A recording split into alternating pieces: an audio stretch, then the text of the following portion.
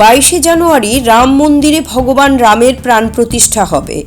এই উপলক্ষে গোটা দেশে চলছে নানা আচার অনুষ্ঠান। রামলালার প্রাণ প্রতিষ্ঠা উপলক্ষে 22শে জানুয়ারি সন্ধ্যায় ঘরে ঘরে মঙ্গল প্রদীপ প্রজ্বলনের আহ্বান জানানো হয়েছে। এই কর্মসূচির অঙ্গ হিসেবে রবিবার সকালে আগরতলা পৌর নিগমের 25 নম্বর ওয়ার্ড এলাকার বাড়ি বাড়ি মঙ্গল দ্বীপ বিতরণ করা হয়। প্রত্যেক বাড়িতে 5টি করে মঙ্গল দ্বীপ প্রদান করা হয়। এই কর্মসূচিতে উপস্থিত ছিলেন বিজেপির রাজ্য সভাপতি রাজীব ভট্টাচার্য সহ স্থানীয় কর্পোরেটর। কর্মসূচি উপলক্ষে এদিন সকালে চন্দ্রপুর থেকে র্যালি সংগঠিত করা হয়।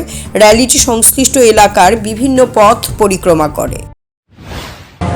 আপনারা সবাই অবগত আছেন যে আগামী 22শে জানুয়ারি আমাদের সনাতন ধর্মের প্রাণ পুরুষ ভগবান শ্রী রামচন্দ্রের অযোধ্যাতে প্রাণ প্রতিষ্ঠা হতে চলছে।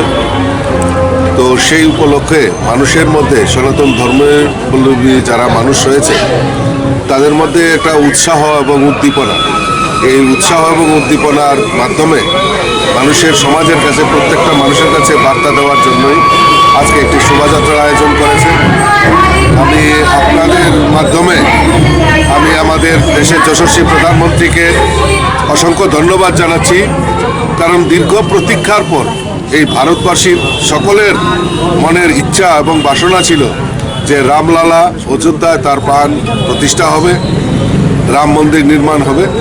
তো এই যে আমাদের আকাঙ্ক্ষিত যে স্বপ্ন, সেই স্বপ্ন পূরণে আমাদের দেশের যশস্বী প্রধানমন্ত্রী অগ্রণী ভূমিকা পালন করেছেন। তার জন্য আমরা দেশবাসীর তরফ থেকে মাননীয় প্রধানমন্ত্রীকে অসংখ্য ধন্যবাদ জানাচ্ছি। আসুন সবাই মিলে আগামী 22 তারিখে আমরা সমস্ত মন্দিরগুলিতে আমরা পূজা অর্চনা এবং বিকালবেলা প্রদীপ জ্বালিয়ে আমরা দীপাবলির উৎসব আমরা উদযাপন করব এবং রামলালাকে আমরা স্বাগত জানাব। Channel for news and entertainment.